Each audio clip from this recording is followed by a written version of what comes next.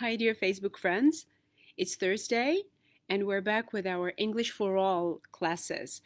This is our seventh week in the line, and we still have 3 weeks remaining. So the period is not a very long one, but we'll still manage to cover very many interesting things. So today we have Lиа Միլերը, Public Affairs Officer, with us. Hi, Лиа. Hi, it's a pleasure to be here. I'm so excited to finally be able to participate in these classes. Yes, so today we hope that you're all fine, that you're safe and sound, and that you're ready to upgrade your English and the way you speak. And we're going to give you a couple of tips on how to speak fluently, beautifully, and how to speak like an orator, right? Yeah. So beautiful and impressive speech. That's a complex of very many important segments there. And among them, pronunciation and intonation are of crucial importance, and they come like the aesthetic side of your general speech. And it's just like your appearance, right? People don't know you when they first meet you, and they have no information about your professional belonging, about your personality, and they make their judgments and impressions based on the appearance. And the same concerns speaking, right? Absolutely. And what is the most important thing or the feature that you think should be present for fluent speech? I think for fluent speech, you should be able to say things in a way that you know that the person you're speaking to understands you. It doesn't necessarily mean that you have to be a native English speaker to do that. But I think sometimes when you use expressions or slang, it's difficult for some people to understand. So I think when you speak plainly, in plain English, that's usually the best way to make sure that you're understood and that you're speaking clearly. And as you know from the Monday video, my recommendation was that you've got to be very distinct in your words, right? Yes. And you should be very specific in the production of the words. So modern technology allows us to double check the production of the words. So we can just Google for a word, and there you go, we arrive there, right? And I know that there are specific statements in English that have that demand their own intonation. So it's not only about the pronunciation, but the intonation too. Yeah. And questions have very specific role here. What is the specific production for the general questions? How do you produce general questions? So in general, when you're asking a question, most questions have the ending intonation that goes up. It's rising. So an example of that would be, you would say, "Are you coming to the meeting?" The ing, when it goes up, helps you know that it's a question. It's sort of an unconscious indicator that someone's asking you a question. If I were to say, "Are you coming to the meeting?" that's more of a statement, like it's an assumption that the person is coming to the meeting. But if I say, "Are you coming to the meeting?" then someone will know that I'm asking them a question, because the rise at the end of meeting lets them know it's a question. And very interestingly, special questions, that is the questions that demand a very specific answer, they go with a fall. For example, when you want to know the time the person is going to come, you will say, "When are you coming?" Right? Absolutely. When are you coming? Because if you say, "When are you coming?" it means you're trying to show special interest in the person, right? How about the tag questions? What is a specific production for tag questions? So it depends. Like for tag questions, it's another one where the intonation will go up because you're inquiring. So an example could be, "You are my new manager, aren't you?" If you say, "You are my new manager, aren't you?" it's more of a statement again. It's a presumption. So the person won't think that you're asking a question. They'll think it's rhetorical. So, or it could be, "He left our company, didn't he?" Because you're inquiring, you're curious, you want an answer to that statement. So it's with the rising intonation, it implies questions. And besides, if you go with a fall, the impression will be that you're kind of insisting and asking for confirmation. Yeah, that you're not actually asking a question, that you're just looking for someone to agree with what you've said. Yeah. And intonation and pronunciation, these are very important, and especially if you apply them to good word stock, so the complex will be full. And if you have these tools under your belt, you will most probably be articulate, right? And in the sense of being articulate, intensifiers are of great importance. So intensifiers are words that thicken the meaning of an adjective. And as far as I know, there are like different levels of intensifiers, right? What are some really extreme, or some the thickest ones? Which are they? I would say most of them are words like extremely, exceptionally, incredibly, unbelievably, totally, absolutely. It's usually words that end with a "ly," like "Isn't she lovely?" Things like that. It's words that end like that. Like the famous Stevie Wonder song, yes, "Isn't she lovely?" Exactly like that. Just listen to that song and you'll speak perfect oration English. Yeah. And if we put into perspective like two statements, for example, if we say, what you tell me is exciting, and now just compare with what you tell me is unbelievably exciting. So I guess the latter one is more interesting and more colorful. And it will also get the interest of the person you're talking to. Like it'll make them more excited in answering you and want to respond to you because you've shown more excitement by adding this intensifier. So intensifiers are really perfect when you want to make your statements colorful, when you feel that they are a bit dull. So intensifiers could be applied there. But Her Majesty English says measure is pleasure. Right? And sometimes we've got to be careful for us not to be too pompous or too loud in our words. So sometimes we can turn to milder ones. And how about some milder intensifiers? So some are more like really, quite, or pretty, or very. And if we compare like two statements, like one with a strong one and a bit weaker, so if we say, I was pretty sure that the meeting had been postponed, and then I was absolutely sure that the meeting had been postponed, in the initial one there is still some room for hesitation, while in the second one it is like that decided, right? Yeah, in the first one it still leaves like a little question or some doubt. Like you're not 100% certain that the meeting was postponed. But in the other one, you're confirming that you knew for certain, for sure, that the meeting was postponed. But I guess there are even milder intensifiers, even milder than, for example, pretty or really. And one of them can be relatively. How about some others? Yeah, some others are somewhat, kind of. We also say sort of. It's a little bit weaker, but it still kind of gives a little bit of emphasis if you want that in what you're trying to say. For example, these shoes are relatively new as compared to these shoes are totally new, right? Yeah. And the message is quite different. Yep. In Armenian, if you say these shoes are relatively new, that would be translated like այս կոշիկները համեմատաբար նոր են.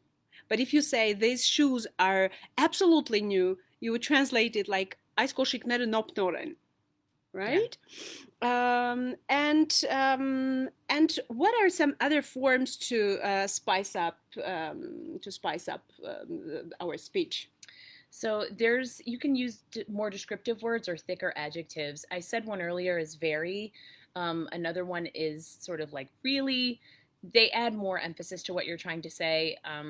Sometimes when I want to be precise, I'll say things like exactly. When I'm saying something like that's exactly my point. So people know what I'm trying to say without any question, but it doesn't overly exaggerate. So those are some examples. And sometimes when we want to kind of avoid using the word very, because that's a bit mundane, right? Sometimes it's common. You can turn to adjectives with thicker meaning that already imply the meaning of very, right? But if your word stock is not that rich, we can just Google. So the formula is very simple, like typing in, keying in very plus the adjective, and there you go. You get the adjective. For example, if we say if we type in very important, we will result. You can get significant, momentous, meaningful, vital, and a billion other options, like tectonic. Yeah. And if we turn to, for example, very beautiful, we can have splendid, radiant, magnificent, gorgeous, and lovely, like I said earlier. Yes, right. And you've got to be a bit careful as to which of these versions you use, because not all of them are widely used in absolutely any context. For example, we can say she has a radiant smile, which means like, glowing smile. Yeah, sun-kissed like the smile. Sun, exactly. How about some other place where radiant is absolutely an example where it wouldn't work is to say I bought a radiant set of wine glasses. In that case, yes, they might be radiant, but a better example would be to say they're exquisite or a beautiful set of wine glasses. Is there any other form to make your speech more interesting? Yes, there's a trick that we use in English called idioms. I imagine it exists in Armenian too, and they will also help you speak eloquently. And for me, idioms are the gems, the marvels of the language, because not a even scrupulously picked set of words, not a single one can produce the whole charm and the culture of the idiom, of the idiomatic expression. By the way, idioms are translated into Armenian like դարձվածքներ, right? Can you name one which is interesting? Sure. One that I really like is a leopard can't change his spots.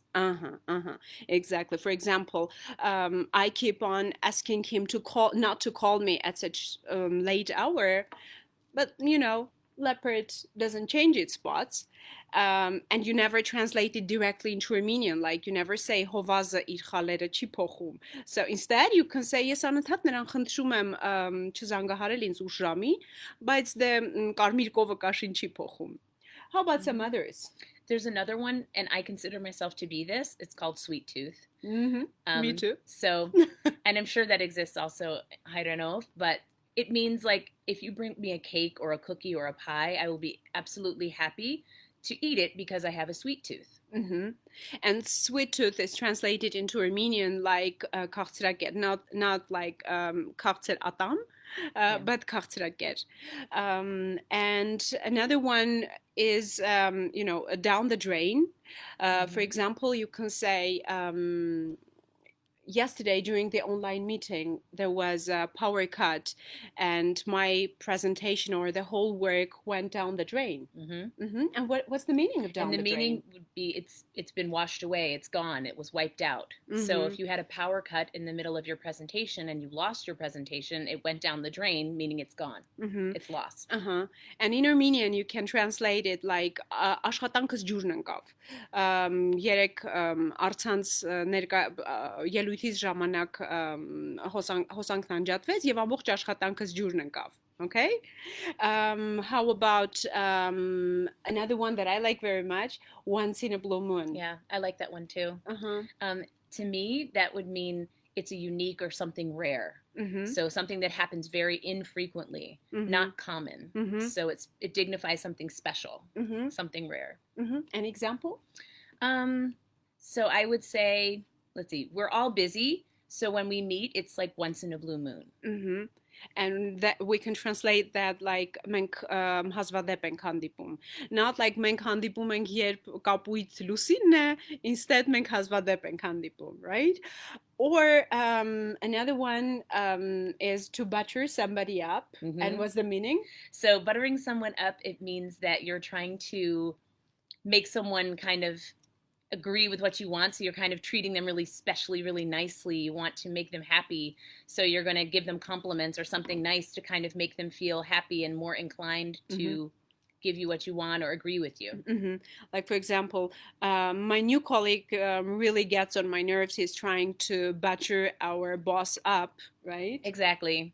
And And we would translate it like մեր նոր աշխատակիցը ինձ նյարդայնացնում են անընդհատ փորձում է մեր ղեկավարին սիրաշահել շողոքորթել, right? Something really unpleasant, but it can be unpleasant. It can be frustrating when you have a colleague who butters up the boss. It's annoying. Yes. Anything that you really like or that you quite often use? Yeah, I actually say often that I have a lot on my plate, and it just means that I'm very busy. So, it's a figurative speech that, represents if you've got a plate and it's full of food, you've got a lot going on. There's a lot there. And so it means to me, I'm busy, got a lot going on, a lot to do.